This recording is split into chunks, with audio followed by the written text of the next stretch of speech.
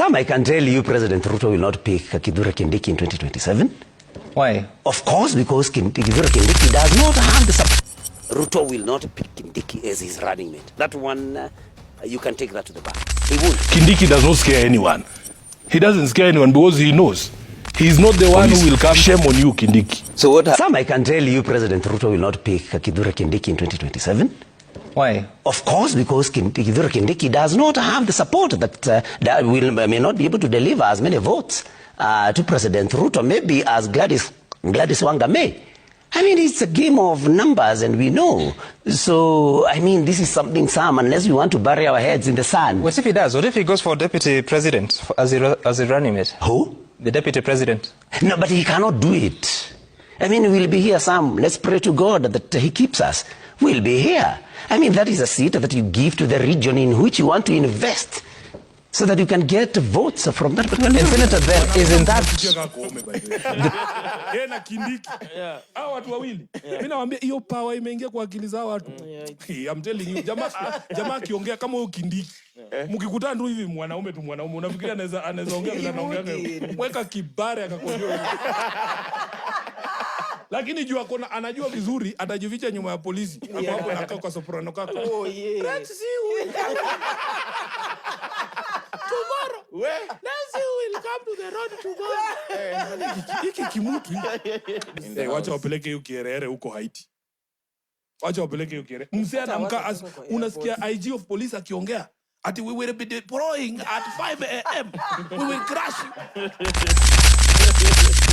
Kindiki, hatukuchukii, lakini leo nasema kitu moja. Mimi mwenyewe sikuchukii na kudharau. Sababu ya kitu moja.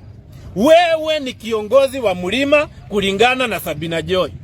Lakini huonyeshani hekima, huonyeshani ushupavu, huonyeshani uongozi hata kidogo kwa watu wa mlima. Umetuachilia watu wanafutwa right, left and center. Ule CEO wa ICT alifutwa ukanyamaza. Tunajua mwenye aliwekwa ni wa Kisumu. Ingekuwa ni Gachagua, huyo mtu hangefutwa. Ingekuwa ni Gachagua, bandi angekula kofi. Ingekuwa ni Gachagua, mashati ingeshikanwa pale Migori. Lakini wewe umeweka mkia katikati ya miguu, umesahau watu wako kabisa. Wewe ni bure kabisa. Kindiki does not scare anyone. He doesn't scare anyone because he knows. He is not the one who will come to my house to arrest me. If he tries, he knows what will happen. Okay. He will send goons in police uniform. Kuja wewe mwenyewe Kindiki. Akuje yeye mwenyewe. Okay. Hey. And now, you know, Kindiki doesn't strike me as somebody who has ever slaughtered a chicken. And when he talks and he says Kujeni, it's not as if he is the one who's going to be there in the streets. I have never seen Kindiki in the streets. So when he says Kujeni, he himself, when they tell us, oh, come yourselves, come with your children and your wives, Kindiki knows when he is talking like that, he is not going to be the one in the streets. I am not going to meet Kindiki. He is hiding behind the police and the instruments of violence of the state. Number two, it is quite shameful for somebody who calls himself a professor of law to celebrate and chest thump at how he has been effective in denying people's rights. Because as we have said here, times without number, the Constitution gives us a right to peaceful demonstrations.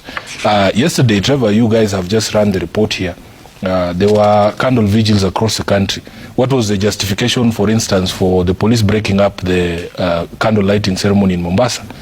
That is what Kindiki prides himself. Now he sees that he is a man. He has done a good job.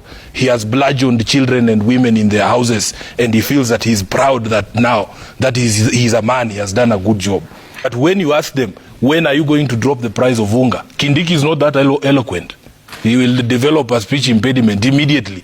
So it is very shameful. And I like the statement that was put out by the Law Society of Kenya, that in fact these professional bodies need to begin censuring members of the Law Society of Kenya who are lawyers, who have somehow forgotten that they took an oath of office. I have taken oaths of office on 3 occasions, Trevor. The first one was when I was admitted as an advocate of the High Court. Before the then Chief Justice in 2008, I swore to uphold, defend that constitution. I took the oath again when I was elected as a member of the Law Society of Kenya Council in 2016. I swore to uphold and defend that constitution. I took an oath recently when I was elected as a Senator of Nairobi to uphold and defend that constitution. And I will do so even when people who are supposed to be teachers of law, like Kindiki, have forgotten those oaths that they took. And the fact that you can chest thump, knowing full well that you are not the one visiting that violence. That Kindiki cannot even hold a rungo and come and beat me up. But he's talking like that because he knows he can hide behind the police. Shame on you, Kindiki.